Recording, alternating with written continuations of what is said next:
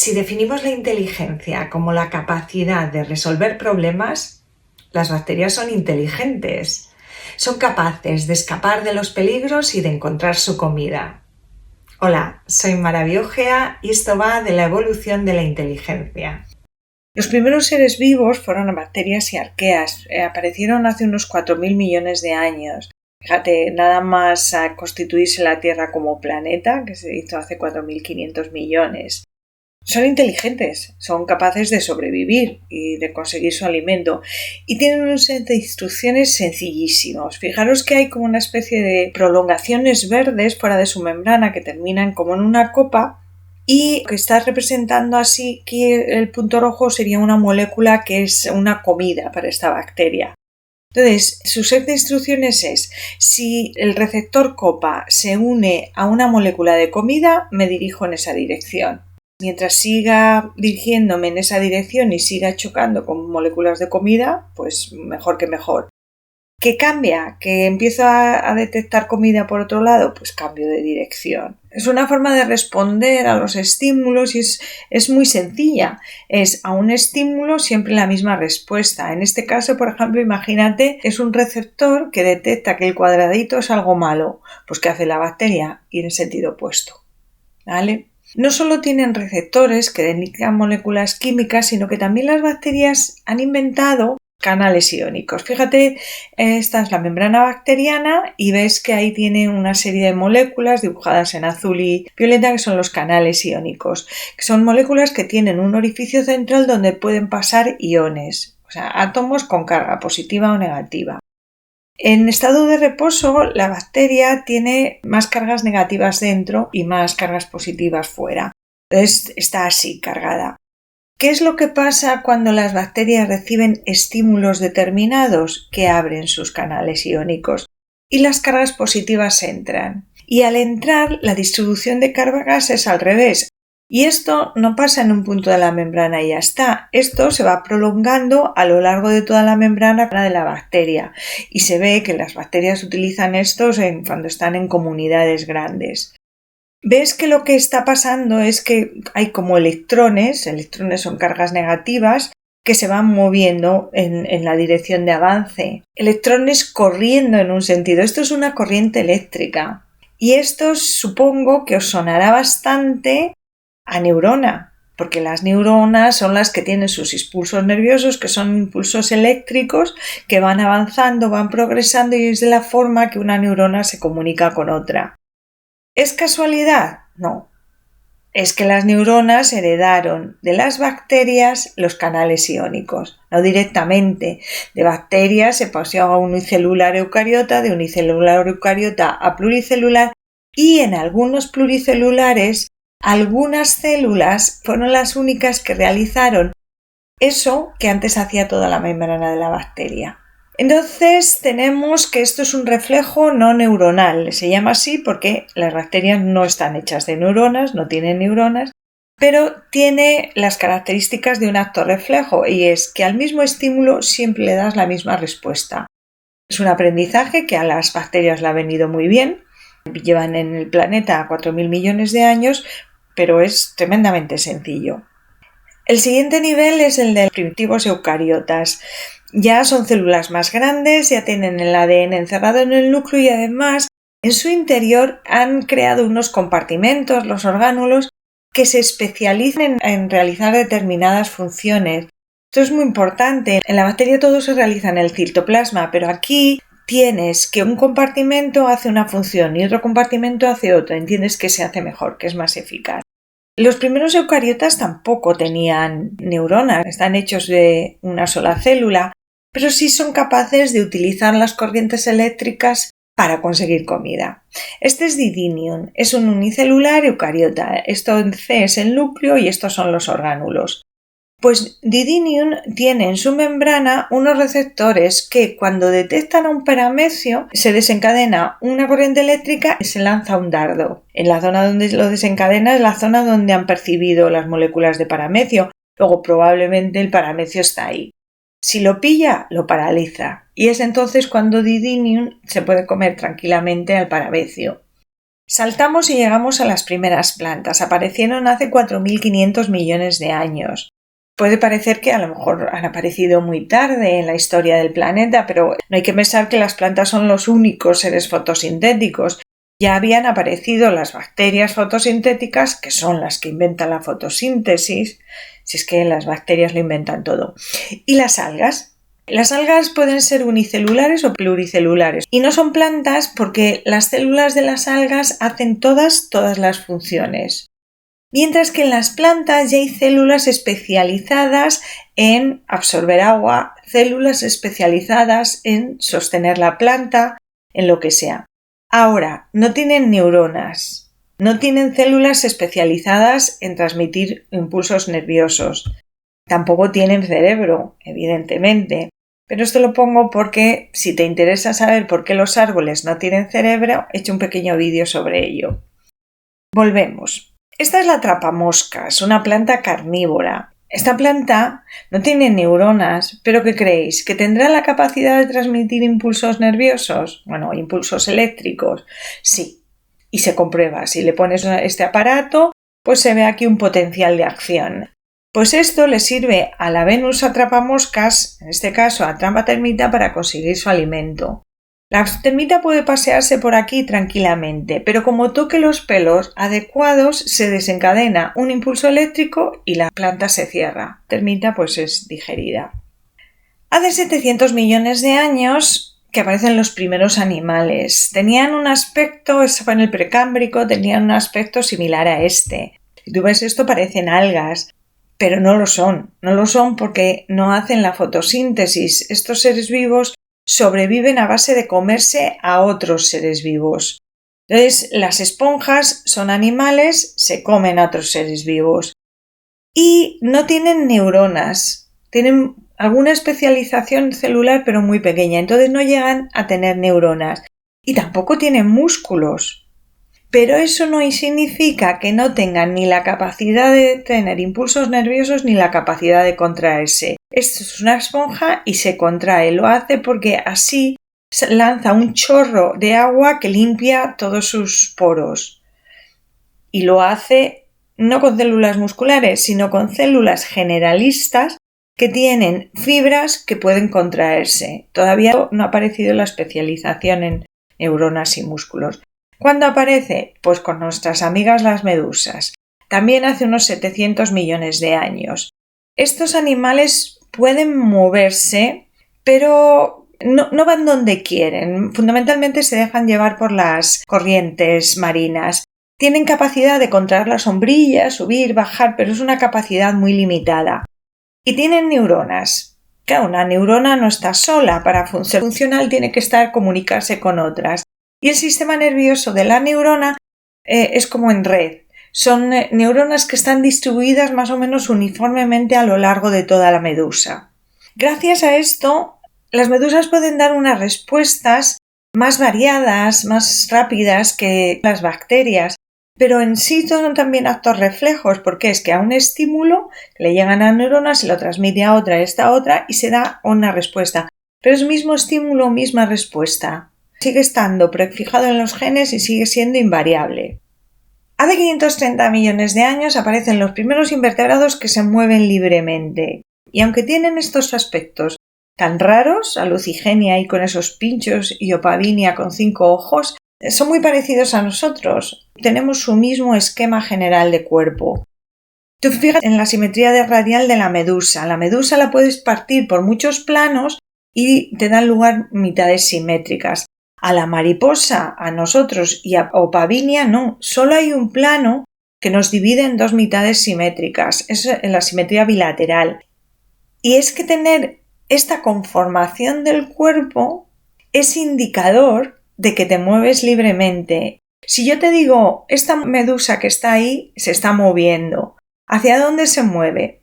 Puedes elegir cualquier dirección al azar. Pero si yo te digo, esta mariposa se está moviendo, ¿en qué dirección? Me dirás, en la dirección de la cabeza, en la región anterior. Y es que la simetría bilateral es lo que nos ha permitido diferenciar en una región anterior que es la dirección de avance. ¿Hacia dónde se mueven los animales? Pues hacia el alimento. Entonces, ¿qué ponemos en la dirección de avance? La boca y en el otro extremo el ano. En la medusa, neuronas que están más o menos equidistantes. Pero ahora, en los invertebrados, un cordón, pero que de vez en cuando tienen engrosamientos, ganglios, donde hay una mayor concentración de neuronas. Y esos engrosamientos son los que controlan esa zona del cuerpo del animal. Y lo hacen mejor. ¿Por qué? Porque como las células que controlan la misma parte están más cerca, se transmiten las respuestas más rápidamente, gastando menos energía, es más eficaz. Y fijaros qué cosa más curiosa. Este fósil es un fósil de Stanylicaris herpes. Tiene unos 500 millones de años y unas condiciones de fosilización espectaculares, tanto que ha fosilizado su sistema nervioso. Y se ve que aquí los ganglios que van a lo largo de todo el cuerpo tienen un tamaño, el que sea. Pero el ganglio que está en la región anterior tiene un tamaño muchísimo mayor. ¿Y cómo llamamos a eso? Lo llamamos cerebro. Stanylicaris herpes hace 500 millones de años ya tenía cerebro. Y es que si en la dirección de avance pones la boca para conseguir la comida, en la dirección de avance tienes que poner también muchos órganos de los sentidos. Tú cuando entras en una habitación no entras de espaldas, tú entras de frente porque de frente tienes los ojos y así tienes toda la información de lo nuevo que te encuentras. Pues los animales también. Y si estás recibiendo mucha información, el ganglio de esa parte necesitará tener muchas neuronas. Se hace más grande y ya no lo llamamos ganglio, lo llamamos en unos casos ganglio cerebroideo y en otros casos cerebro. Ya tienen cabeza. Su comportamiento sigue estando determinado solo por actos reflejos. Esta neurona solo conecta con esta, y esta solo con esta solo con esta y esta solo con esta. Es una cadena lineal donde hay una neurona en cada uno de los eslabones. Es una respuesta automatizada, prefijada en los genes. A tal estímulo, tal respuesta. Pero llegamos los primeros vertebrados, hace también unos 530 millones de años. Mylocummingia es uno de ellos. También es un fósil muy bien conservado. Conserva sus partes blandas y fíjate que conserva también los paquetes musculares típicos de un pez. Pues lo más parecido que hay ahora a Mylocummingia es el anfioxo. Y cuando se hace un análisis de los genes del anfioxo, se ve que tiene el cerebro dividido en 3 partes. Ese ganglio cerebroideo que estaba en los invertebrados ya se está empezando a especializar y se divide en 3 partes. La parte anterior, aquí dibujada en rojo, la media en azul y el cerebro posterior en verde. El cerebro racional es el que se encarga del procesamiento de la información más compleja, que se encarga de planificar, de imaginar cuáles son las consecuencias de algo y dar la respuesta adecuada. El cerebro emocional, pues cuando odias, la ira, el miedo, la atracción sexual. Y luego está el cerebro reptiliano, que se regula funciones vitales, pues el ritmo cardíaco, la temperatura, los niveles de glucosa en sangre. Quiero haceros una aclaración. El hecho de que os dividamos esto en 3 partes no quiere decir que estas 3 partes funcionen de forma independiente. Lo hacemos así en aras de la simplificación, pero todas ellas están coordinadas entre sí, colaboran entre sí y todas influyen en todas. Te lo pongo con un ejemplo que yo creo que se entiende muy bien. Si te haces una herida y pierdes sangre, tu cerebro reptiliano lo detecta y hace que tu corazón lata más rápido para que tu presión arterial suba y compensar en la sangre que se está perdiendo. Pero es que si ves que un perro viene hacia ti amenazante, tu cerebro emocional desencadena una sensación de miedo que influye sobre tu cerebro reptiliano y tu corazón se te acelera. Pero todavía no tienes ninguna herida, todavía no has perdido sangre. Pues influye sobre el cerebro reptiliano. Y es más, si estás viendo una película tranquilamente en donde al personaje con el que has empatizado le persigue a alguien, lo van a matar o cualquier cosa horrorosa, tu corazón empieza a latir con más fuerza. Y son píxeles en una pantalla. Eso no está pasando y tu cerebro racional sabe que eso no está pasando. Pues aún así le manda una información al cerebro reptiliano y el corazón se te acelera. ¿Ves? Pues eso es lo que quiero decir, que son 3 partes pero todas colaboran. Y otra cosa que también es algo que mucha gente, un concepto erróneo, es pensar que los pobres peces no tienen cerebro racional. Todos los vertebrados tenemos cerebro racional. Los peces también, más pequeñita su parte o lo que sea, pero la tienen. Y es que los peces son inteligentes y tienen un tipo de inteligencia muy superior a la de muchos invertebrados. Hay algunos, como los pulpos, que también son muy inteligentes. Y la inteligencia de los peces y de los vertebrados viene porque en la corteza cerebral las neuronas no están dispuestas como en el acto reflejo, una a una. Las neuronas están dispuestas en redes, que aquí he simplificado, son muchísimo más complejas que lo que veis aquí, pero en estas redes, al estímulo que venga de aquí, le va a seguir una respuesta que será diferente dependiendo del estímulo que llegue de aquí y de aquí. Y también será diferente si le llega un estímulo de aquí y de aquí. ¿Entendéis? No es un estímulo, una respuesta, es este estímulo en este contexto da una respuesta. Este estímulo en otro contexto da otra respuesta. Ya no sabes solo lo que naces sabiendo, ya puedes aprender. Y eso es bestial. Y eso lo hacemos todos los vertebrados, los peces también. Fíjate este caso del pez arquero. De forma instintiva, según nace, le pones en una charca que hay un insecto en una plantita, le escupe un chorro de agua, el insecto cae y se lo come. Es un acto reflejo, estímulo-respuesta. Pero tiene otras posibilidades en su cerebro y eso los investigadores lo saben porque le pusieron una pantalla y en esa pantalla le pusieron caras humanas. Y le enseñaron que si echaba el chorro de agua sobre determinada cara, recibía una recompensa, comida, no sobre las otras. Y es una tarea que hizo con mucho éxito el pez arquero, lo que significa que ha aprendido a reconocer caras humanas. Pero no es eso lo más importante. Lo más importante es que en el medio natural él no consigue comida escupiendo a las personas.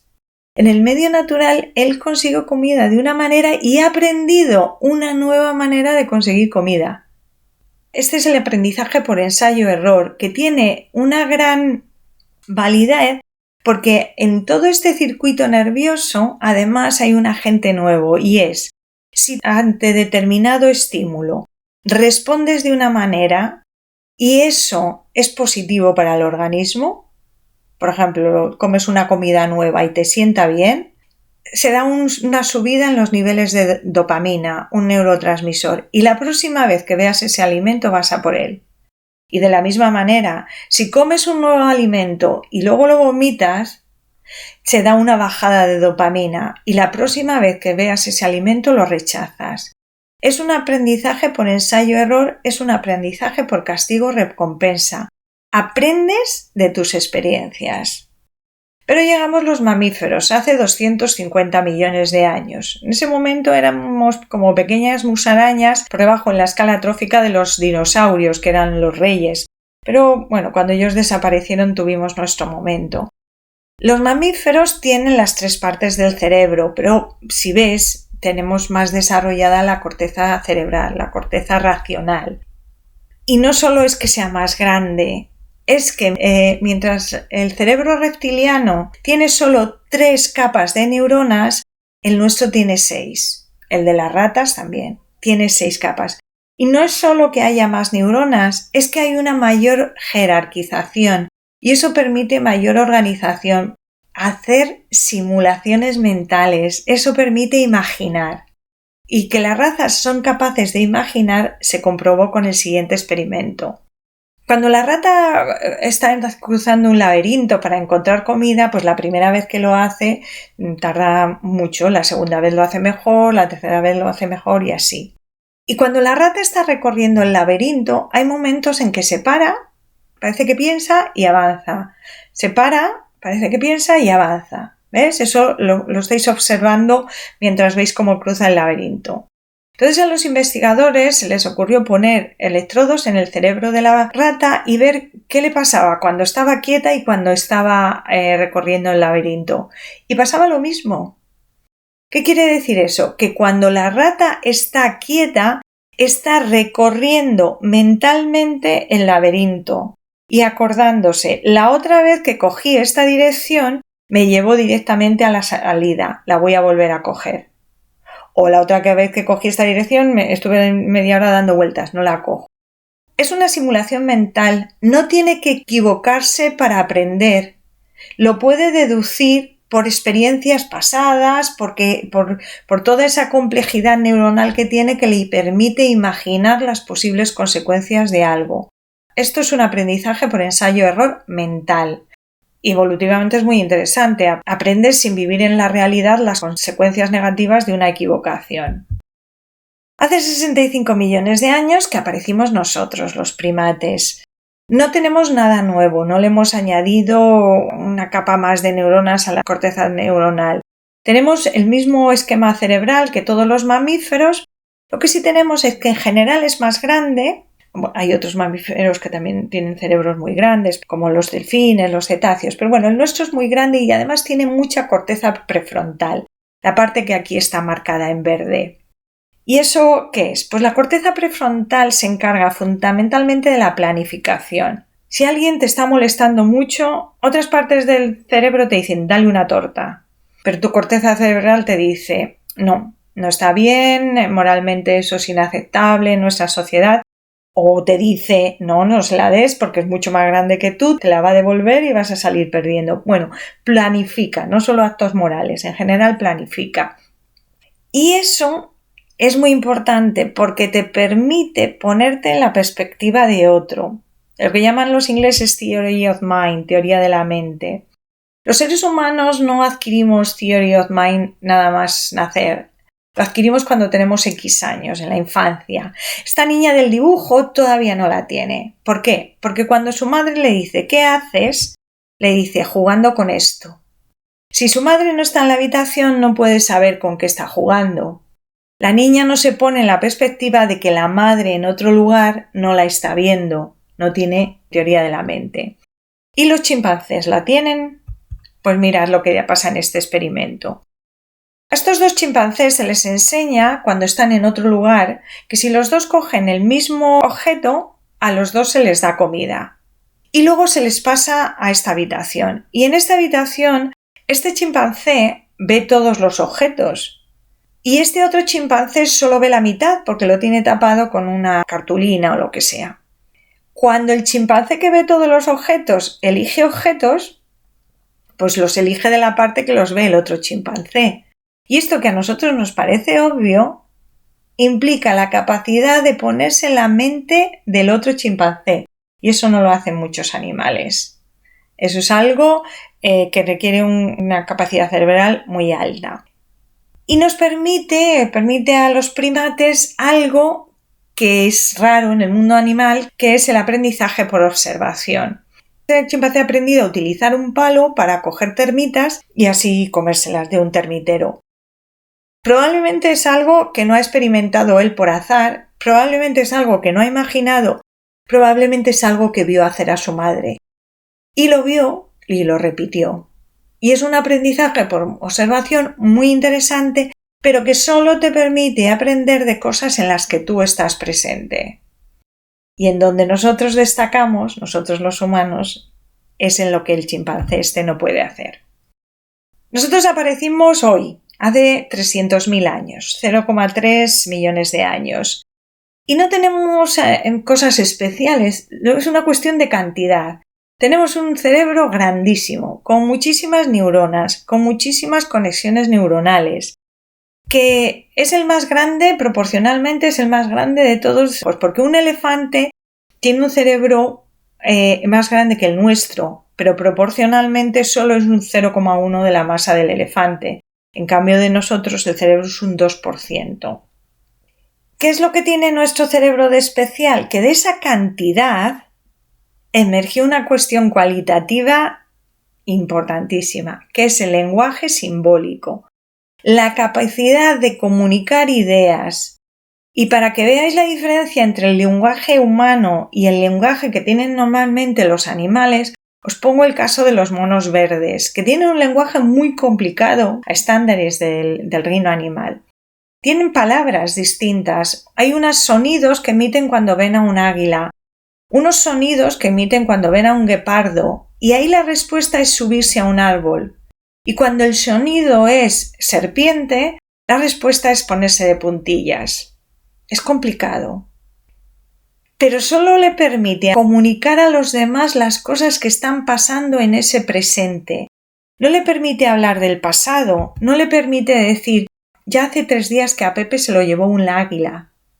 Si recuerda que en un tiempo pasado a tal compañero se lo llevó un águila, esa memoria sí la tiene, pero no tiene la capacidad de comunicarlo como tenemos la capacidad nosotros. Tampoco tiene la capacidad de utilizar el condicional. Si no se hubiera alejado tanto, ahora estaría vivo. Eso es complicadísimo. Y eso solo lo hace el lenguaje humano. El hecho de que estos trazos, que son rayas rojas sobre un fondo blanco, sean mucho más que eso, que te comuniquen una idea, una abstracción, un concepto. La aparición del lenguaje simbólico nos ha permitido aprender no solo de la gente con la que estamos, sino de gente a la que no vamos a conocer en nuestra vida. Es más, estamos constantemente aprendiendo de gente que está muerta. Gracias al lenguaje simbólico, tenemos a nuestra disposición el conocimiento que han almacenado miles de millones de personas durante miles de años. Es precioso. Y con esto termino. Así que nada, muchas gracias y espero que os haya gustado. Chao.